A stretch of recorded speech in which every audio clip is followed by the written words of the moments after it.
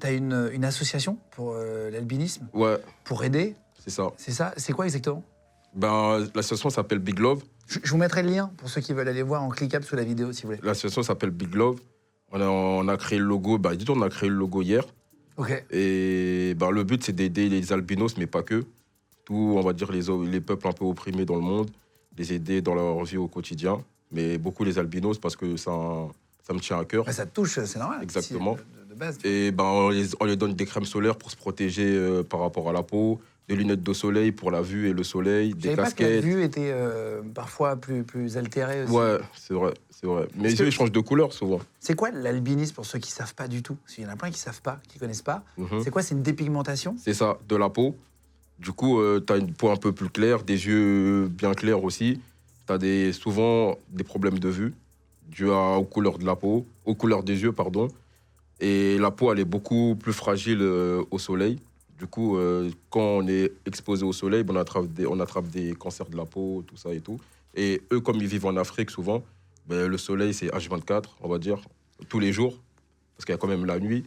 Mais ils sont souvent exposés au soleil. Il faut de la crème 50, genre. Exactement. Enfin, et souvent, il n'y en a pas, ou c'est très cher là-bas. c'est cher, même c'est cher en France déjà. Donc c'est ça. Du coup, on essaie de faire des dons de crème solaire, des lunettes, et voilà. On a regardé sur l'albinisme sur Internet. Je vais te citer pas les rumeurs, mais ce qui sort à chaque fois. Tu vas me dire si c'est vrai ou pas. Ok. Donc, plus sensible à la lumière, tu l'as dit. Il existe une forme d'albinisme juste oculaire. Certaines personnes ont juste l'albinisme des yeux. J'étais pas au courant, ça. Tu vois, non, mais j'ai vu ça sur Internet. Je trouve ça hyper intéressant. C'est pas contagieux, parce que sur Internet, il y a quand même... Non, c'est pas contagieux. Est-il contagieux? Non, mais tu vois, c'est intéressant d'en parler. Non, du tout. C'est pas contagieux du tout. C'est quoi? C'est dans les gènes? C'est dans les gènes, ouais. C'est héréditaire ou pas? Moi, par exemple, dans ma famille, il n'y a que mon frère et moi. Et tes parents, non? Mes parents, non. Mes frères, non. Mes sœurs, non. Et deux frères, Et oui. mon fils, non. Et ton fils non plus? Non. Ça touche que les personnes de couleur noire? Non. Pas du tout non plus. Non, non. Parce que moi, j'ai déjà vu des albinos chinois et tout. Donc, non, ça touche pas. Oui, ça touche tous les êtres humains. Tout le monde. Ouais. Après, c'est souvent en Afrique. Ouais, il y a plus de personnes souffrant d'albinisme en Afrique, j'avais noté. C'est exactement ça. Une personne sur 17 000 en Europe, alors que ça peut atteindre une personne sur 1000 en Afrique. Donc c'est beaucoup. Hein. C'est énorme. Ouais, c'est énorme. C'est énorme. J'ai noté, au Malawi, je regardais, il y a carrément des albinos qui sont chassés.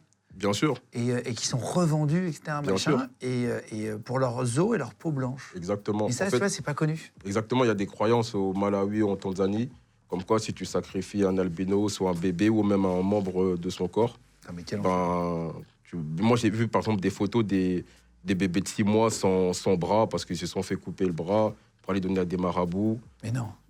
Il y a des croyances comme ça dans plein de pays en Afrique. Si tu sacrifies même si par exemple on m'a dit aussi, si, ça va même plus loin que ça. Si tu violes un albinos, tu guéris du sida, des trucs comme ça. Mais ça va beaucoup plus loin que ça. Ah, waouh. Et ça, tu fais de la prévention avec la Bien sûr. Pour éduquer les gens, entre guillemets, à ça. Exactement. J'en parle dans mes sons et je relate forcément aussi ce qui se passe souvent. Et ça commence à changer. Dans beaucoup de pays africains, on va dire aussi, il n'y a pas ces croyances-là, mais il en reste encore pas mal.